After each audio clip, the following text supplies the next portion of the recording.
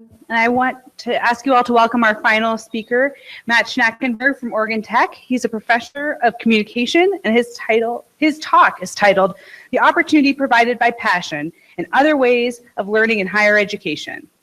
I would like to thank all of you for coming tonight, of course, for your participation in the events tonight, but also because I am a specialist in rhetorical theory. I'm a specialist in rhetorical theory. So that, if you're not familiar with rhetorical theory, it means stuff like argumentation, how you can persuade people and bring them over to particular viewpoints, or how you mediate between contrary viewpoints, stuff like that.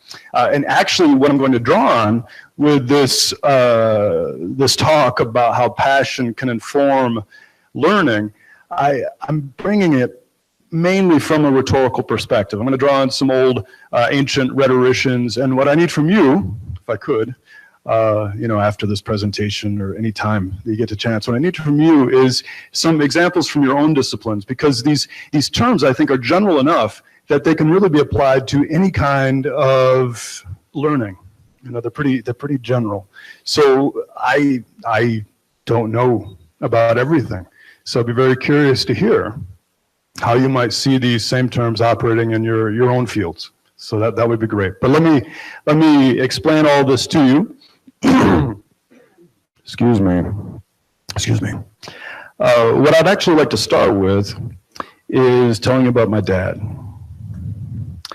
My dad is a retired tool maker, a machinist. He would work often on a machine like this. He had many other ones too, but this is the main one I remember, the metal lathe. He would do stuff on that. But the thing about him is that for years he worked in this place called Lexolite. Lexolite made all kinds of plastic parts. He would make the molds that they then would make the plastic parts with as a tool maker. Like one of the examples that they had when they would do promotions is they had these cups. These little plastic cups, they called them indestructibles, and they would flip them upside down and hit them with a sledgehammer to show how strong their products are. There was a story about one time somebody kind of ricocheted off when he was hitting it with the sledgehammer. He ended up in the hospital, but the cup was fine. That's these indestructible cups, and that's where he worked for many years.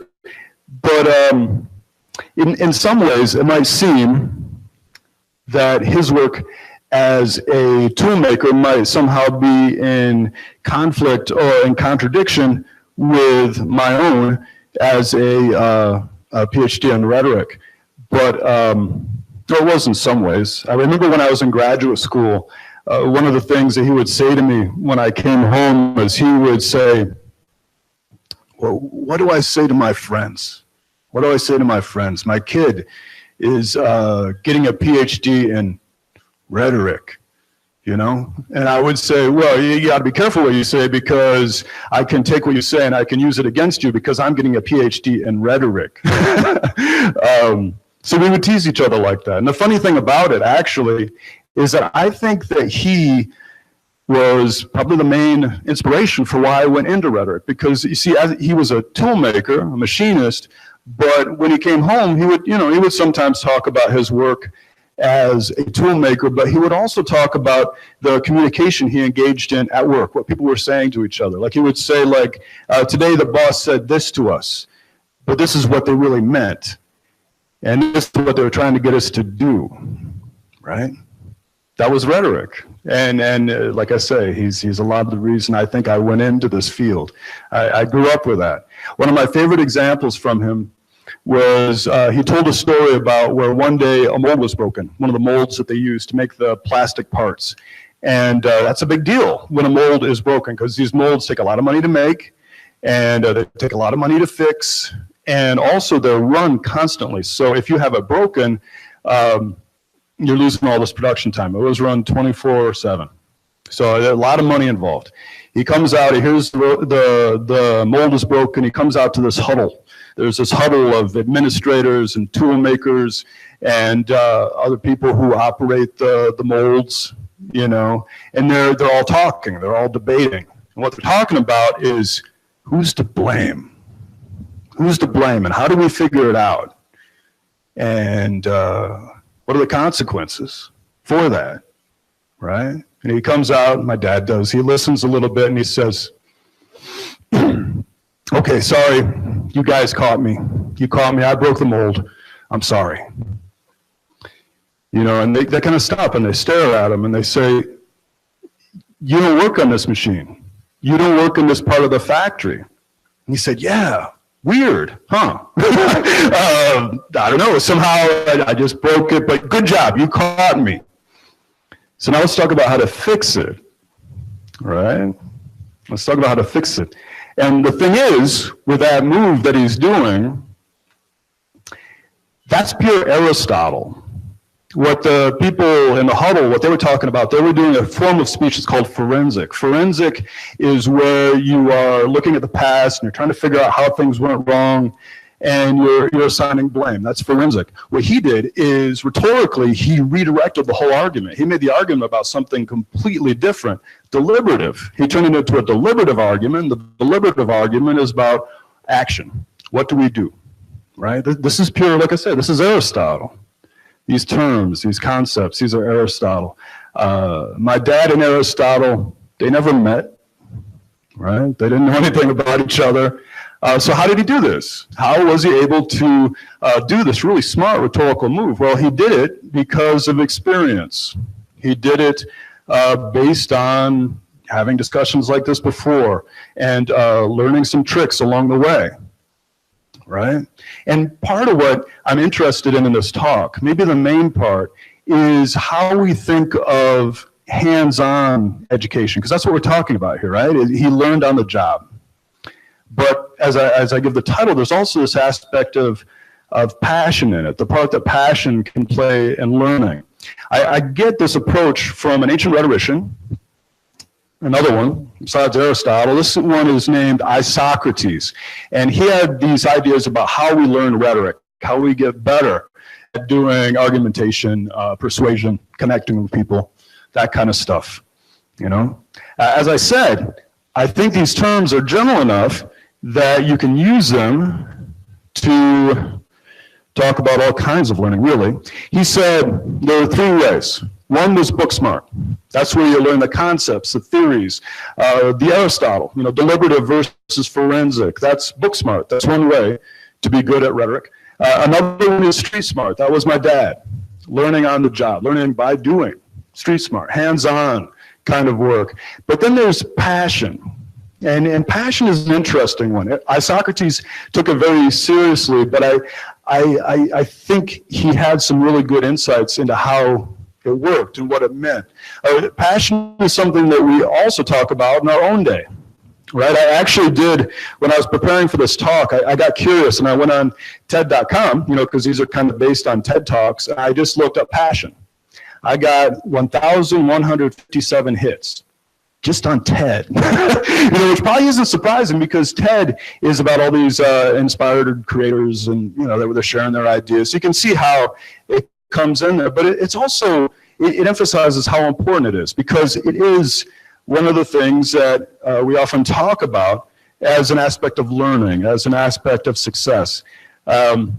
I thought of in particular of Angela Lee Duckworth. Angela Lee Duckworth. I don't know if you remember her, but she got a name for herself in talking about grit, and the part that grit plays in education, and how that is a kind of passion, a determination. There was another one, not as well known, but one that I really like. Her name is Melissa Cardin. And the thing about Melissa Cardin is when she talks about passion, she's invented this term that she uses, and she calls it entrepreneurial passion. Entrepreneurial passion. And what I like about that is that, like a lot of times when we think about passion, we just think about being excited, being worked up, you know. But with the idea of entrepreneurial passion, what she's getting at is this idea that the passion that we really value, at least as far as education is concerned, is the directed passion. The passion that has kind of a goal. And Isocrates would really like that because his approach, he didn't use that word, of course, but it was very directed. Now, I want to give you an example of some of how my own passion plays out from a rhetorical perspective. And that is that, well, I've kind of alluded already, but I have a largely working class background, kind of. I mean, it's mixed. Like, neither of my parents went to college. My two brothers, they got college degrees. One of them actually masters. And then my sister, she went to college a little bit, but she found out it wasn't for her. So it was this very mixed thing. So I with my background, I have certain loyalties, I have certain perspectives on the world, and it grants a certain kind of passion for me. And one of the ways that this has taken shape is that sometimes, several times, when I've been in higher education, I've heard someone say a term or say a phrase along the lines of, well, you know, you have to have a college education to understand this concept. And it can be about a variety of topics, but it'll come up sometimes. A professor will say it, or a student will say, you have to have a college education to understand this concept. And if I can be frank, when I hear that, it typically pisses me off. It bothers me. It angers me. My passion kicks in because I know many people who don't have college educations who are quite intelligent. I also know at least a few PhDs, probably myself included, who are very focused, right? Very focused. We know our area, but we go outside it and it gets hard, right? So the thing is, because I feel that way about that topic, when it comes up, I argue about it. Right? Somebody says this. Somebody says, you got to have a college education to understand this. And I will argue back. Even if I'm in a formal situation where I can't, like it's maybe a meeting or something, and I can't say, that really, I can't say that. Even if I don't, you can bet that in my head, I'm arguing with them. And what Socrates would say is that makes you better at the argument. But maybe even more profoundly, he would say, that makes you smarter on that particular topic. That makes you smarter, because you've gone through it so many times. You got better at arguing it. Now, this doesn't mean that, unfortunately, that all passion is good, right? Because sometimes people say stuff that gets your passion ignited, and you say something along the lines of, something rude. You should take a long walk off a short pier, or something like that, right? That's never worked. When I say that to someone, when I get worked up and I say, you should take a long walk, they've never gone, oh, yeah, I should take a long walk off a short pier. No, that's your passion making you stupid. And it can make you smart. And for that reason, I grab onto this with the street smart and the book smart. And I say, well, what we really should be talking about is we should be talking about passion smart, right?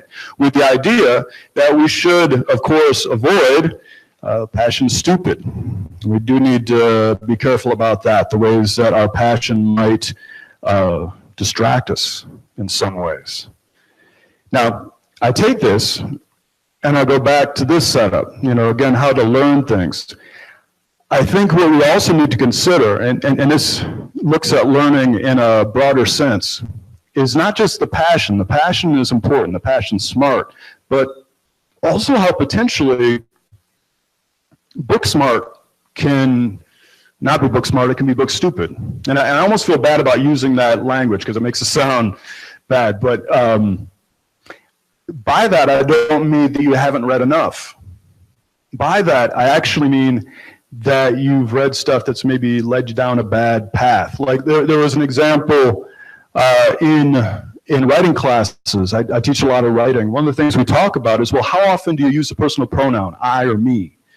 How much do you use it? And it depends on all these things. It depends on audience. It depends on topic. It depends on your personal investment, stuff like that. But I knew this guy who taught writing. This was years back, but he was a writing teacher, and he said, well, you use I or me 3 times. And I was just like, well, it doesn't matter how long the paper is. And he's like, no, 3 times. Doesn't matter what the subject is. 3 times. You know, this is theory. This is an explanation for how you should use I and me, but I would call it book stupid, right? Similarly, street stuff. I mean, just because something comes from industry that it's applied doesn't mean that it's the best way of doing something. You know, one of the things we encounter in communication sometimes is we'll have people who have been out in industry for 10, 20 years, and they've said, you know, for a lot of the time I've been in industry, I've done public speaking. So I would like to actually skip over the introductory public speaking class because I've been doing it for 10 or 20 years. You know, we're like, okay, we'll give you a chance. And sometimes they're really good, right? Sometimes they're like my dad, where they've got the street smart and they're good speakers. But other times they present and you don't know what to say, where you just think, wow, for 10 or 20 years, you've been doing really bad public speaking, you know, which would be street stupid, right? So I think that bringing these things together can give us some insights and thinking about how they play off each other. And how I want to end, actually, is with one more ancient rhetorical concept, and that is praxis. Praxis is this ancient rhetorical concept I really like because it mixes theory with practice. It says that they're actually one of the same thing. And they are, when you think about it. Like, it's such a great term because if you've got this great, you know, shiny, beautiful theory and you've never applied it, it's questionable, right? I mean, it might look great on paper, but you go and try it and you're like, oh, well, it doesn't really work that way. Or on the other end, you could have this practice that might work pretty well, but if you can't explain it, it's really hard to teach to other people. You know, and it might not work that well. You might just be used to it. You know, so if you can play these two off each other, the things that you do and the explanation that you provide, if you can make theory and practice praxis, that's a really great combination. I like to think about them I put them on a line. I put theory plus practice equals praxis. But then what I also started thinking is okay, so to go back, how does passion go with this? And once again, passion is like that entrepreneurial passion, where it's the kind that is energy toward a particular topic, but it's also a certain direction toward a particular topic. So I thought, you know, really, passion is helpful for the theory, because I know people who are passionate about their theories and they develop great ideas, and it's also good for the practice. They're really engaged in the work they do. So what I did is the way I'm thinking about it currently is I bring them together as a triangle. You know, they all interact each other. And the thing is, if you can really get those engaged, if you can really get them playing off each other and question how they play off each other, then I'd like to think that you just get higher and higher and you excel. Thank you.